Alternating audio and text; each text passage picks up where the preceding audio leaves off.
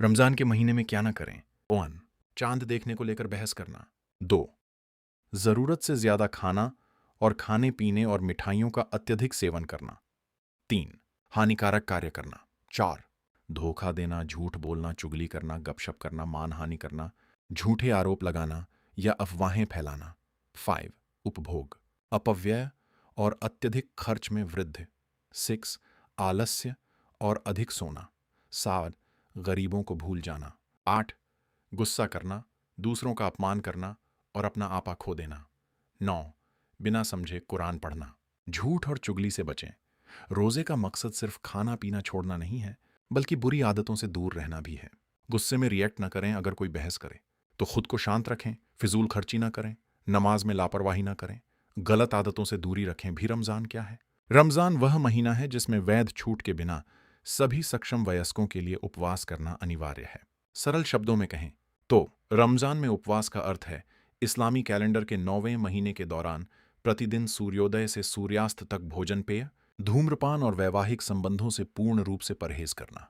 रमजान का समापन शब कद्र के साथ होता है, जब पैगंबर मोहम्मद, उन पर शांति और आशीर्वाद हो, पर कुरान नाजिल हुआ था, और जब रात भर की इबादत जीवन भर की इबादत के बराबर होती है। रमजान ईद के उत्सव के साथ समाप्त होता है, जब परिवार और समुदाय एक साथ मिलकर एक महीने के आत्म मंथन, इबादत और चिंतन के बाद एक नई शुरुआत की बधाई देते हैं। यह व्यक्तियों, परिवारों और समुदायों के पुनर्जन्म का एक शक्तिशाली मंच है। हालांकि कई धर्मनिष्ठ मुसलमान यह भूल जाते हैं कि उपवास की सरल परिभाषा के पीछे कहीं अधिक जटिल व्यावहारिक अपेक्षाएं छिपी हैं। ईश्वर विश्वासियों को पूरे एक महीने तक जीवन निर्वाह के लिए आवश्यक वस्तुओं और सुख सुविधाओं से दूर रहने के लिए क्यों कहते हैं? क्या यह केवल इसलिए है कि वे ईश्वर के लिए भूखे प्यासे रहें, ताकि वे यह साबित कर सकें कि वे सच्चे विश्वासी हैं? या इसके पीछे अन्य प्राप्त करने योग्य और लाभकारी उद्देश्य भी हैं? रमजान क्या है? कुरान रमजान में रोजे के बारे में स्पष्ट रूप से कहता है, अल्लाह तुम्हारे लिए इसे मुश्किल नहीं बनाना चाहता, बल्कि आसान बनाना चाहता है। सभी रीति रिवाजों और इबादतों की तरह रमजान में भी गहरे उद्देश्य होते हैं, जिन्हें अरबी में मकासद कहते हैं। भोजन और पेय से परहेज करना केवल न्यूनतम आवश्यकता है। रोजा रखने वाले मुसलमानों से यह भी अपेक्षा की जाती है कि वे अपने दैनिक व्यवहार, आचरण और रिश्तों में इस महीने की रहमत पर विचार करें। रमजान क्या है?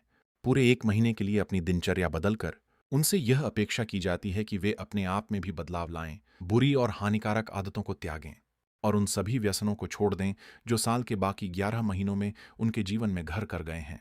बुरी आदतों को छोड़ना आसान नहीं है, लेकिन रमजान हमें ऐसा करने के लिए पूरा एक महीना देता है। रमजान में ईश्वर हमें स्वयं को, अपने परिवार को और अपने समुदाय को बदलने के लिए प्रयास करने का निमंत्रण देता है।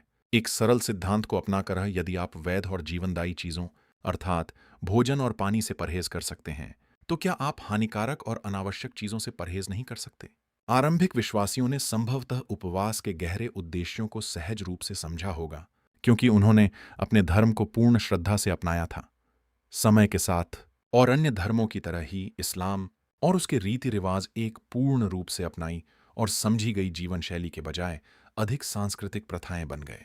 मुसलमान या उनमें से अधिकांश पूजा पाठ के कार्यों पर ध्यान केंद्रित करते थे, न कि उसके सार पर और कैसे पर, न कि क्यों पर। रमजान के दौरान हम उन कार्यों और प्रथाओं में लिप्त होकर अपने उपवास को तुच्छ समझने लगते हैं जो इस महीने के मूल सार के विपरीत हैं। यहाँ उन प्रवृत्तियों और प्रथाओं की एक संक्षिप्त सूची दी गई है जो उपवास के सार और उद्देश्य के विपरीत हैं। आपके पास इनसे खुद को शुद्ध करने के लिए पूरा महीना है।